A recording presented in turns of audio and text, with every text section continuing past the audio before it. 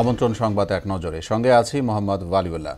ফরিদপুরে ট্রেনের ধাক্কায় মাইক্রোবাসের ৫ যাত্রী নিহত হয়েছেন। এই ঘটনায় আহত হয় ৩ যাত্রী। তাদের ফরিদপুর মেডিকেল কলেজ হাসপাতালে ভর্তি করা হয়েছে। দুপুরে জেলা সদরের গেরদা ইউনিয়নের গেরদা কাফুরা রেলগেটে এই দুর্ঘটনা ঘটে। ঢাকাগামী ট্রেনের ধাক্কায় ৫০ গজ দূরে ছিটকে যায় মাইক্রোবাসটি। রেল ক্রসিং না থাকায় প্রায়ই এমন দুর্ঘটনা হয় বলে জানায় স্থানীয়রা।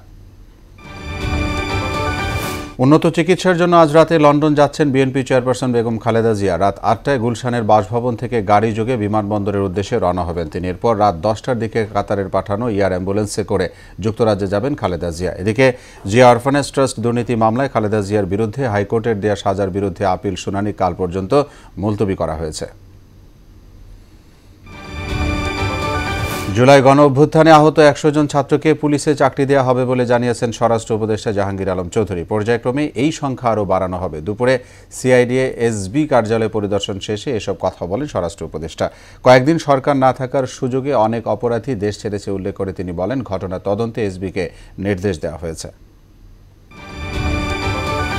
বাংলাদেশ পুনরায় ফ্যাসিবাদের কবলে পড়বে নাকি কল্যাণ রাষ্ট্রে যাত্রা করবে, সেই ফয়সালা হবে ২০২৫ সালে, এমন মন্তব্য করেছেন জামায়াতে ইসলামীর সেক্রেটারি জেনারেল মিয়া গোলাম পরোয়ার। আর দলের আমির ডাক্তার শফিকুর রহমান বলেন, মসজিদে মসজিদে খুতবার মাধ্যমে জাতিকে ঐক্যবদ্ধ করতে হবে।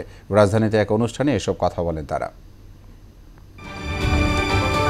চীনের তিব্বতে ৭ মাত্রার শক্তিশালী ভূমিকম্পে নিহতের সংখ্যা বেড়ে ৯৫ জন হয়েছে। আহত হয়েছেন বহু মানুষ, আর ক্ষয়ক্ষতি ঘরবাড়ির সংখ্যা হাজারের মতো। মার্কিন ভূতাত্ত্বিক জরিপ সংস্থা ইউএসজিএস এর তথ্য মতে নেপালের লোবুজে পর্বত থেকে ৯৩ কিলোমিটার উত্তর পূর্বে ছিল ভূমিকম্পের কেন্দ্রস্থল। কম্পন অনুভূত হয়েছে ভারত ও ভুটানে।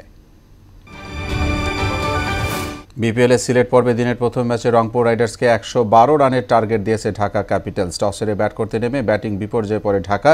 ১০ ওভারে ৮০ রান তোলার আগেই ৬ উইকেটের পতন হয় তাদের। শেষ পর্যন্ত অল আউট হয় ১১১ রানে। বছরের প্রথমে মিলান ডার্বিতে জয়ের স্বাদ পেয়েছে এসি মিলান। শ্বাসরুদ্ধকর ম্যাচে ইন্টার মিলানকে ৩-২ গোলে হারিয়ে ইতালিয়ান সুপার কাপের শিরোপা ঘরে তুলল রসসোনেরিরা। অন্যদিকে দেপোর্তিভো মিরানাকে ৫-০ গোলে উড়িয়ে দিয়ে স্প্যানিশ কোপা দেল রের শেষ ১৬তে পা রাখল রিয়াল মাদ্রিদ।